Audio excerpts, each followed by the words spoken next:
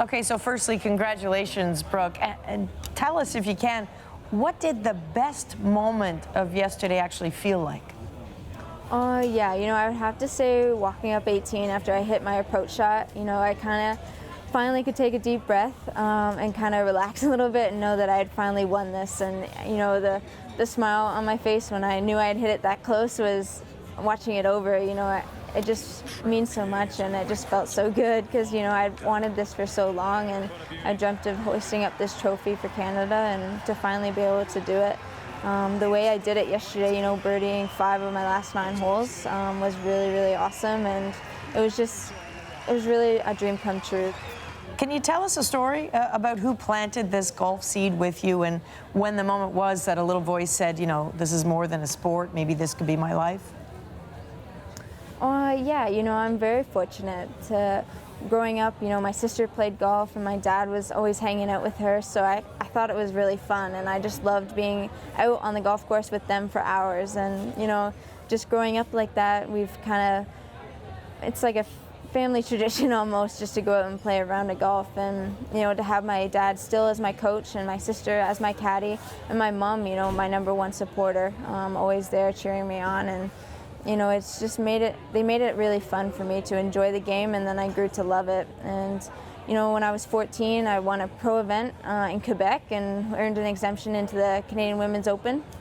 And as a 14-year-old, playing against the best players in the world on Canada's biggest stage, it was a really eye-opening experience. And I feel like there I kind of learned that if I continued to work hard and continued on the path that I was on, maybe I could turn pro and play on the LPGA Tour as a living. I think the thing is, most young athletes dream of a huge scholarship, and you got one, but you said no to it. Why was it so important for you to lobby to go pro at that point?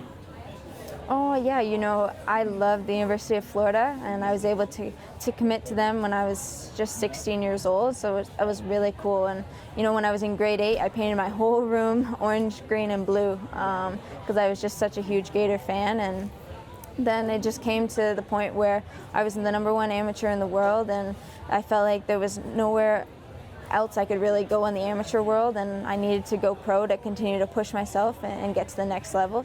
Brooke, we have lots of people in the office who are total golf fans, and they all said, ask her about the grip. Why does Brooke Henderson choke up on that grip so much, and how many coaches have tried to say, cut it out?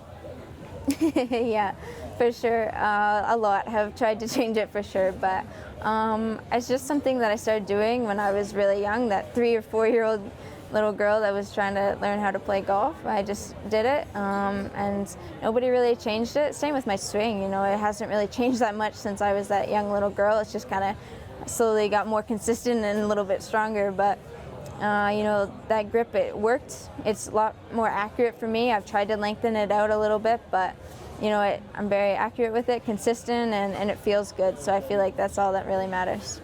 So over this weekend, Bryson DeChambeau picked up, let's have a look at this, $1.6 million. Perfection really here at the Northern Trust, taking the title. Bryson DeChambeau by 4. So your win, Brooke, less than that, but still huge. What's it going to take, though, for the women's game to get the attention and the sponsorship of the men's game? I mean, that's a good question, and people are always asking that. I feel like the LPGA is doing a great job, and the women's game is continuing to grow every single year, and it's getting stronger. The LPGA, I feel like it's the strongest it has ever really been. Players from all over the world are coming out and competing, and we're all pushing each other to be better, and I feel like it's probably going to be a slow process, but we're getting there. You just got to kind of stay patient and keep trying to push the limits. I guess one last thing, what should we be looking out for the next time we see you play? Well, I'm hopefully just finish the season off really strong. Maybe another win before it's over. That would be amazing. But, I feel like my main goal now is to race to the CME Globe, which I moved up quite a bit in that. But as long as I'm in the top 6 come November, I have a chance to win $1 million. So that would be pretty fun. Brooke, thanks very much. Cool. Thank you. So Henderson's next big win could come sooner than you might think. She's playing this weekend at the Portland Classic in Oregon, a tournament she won in 2015 and 2016.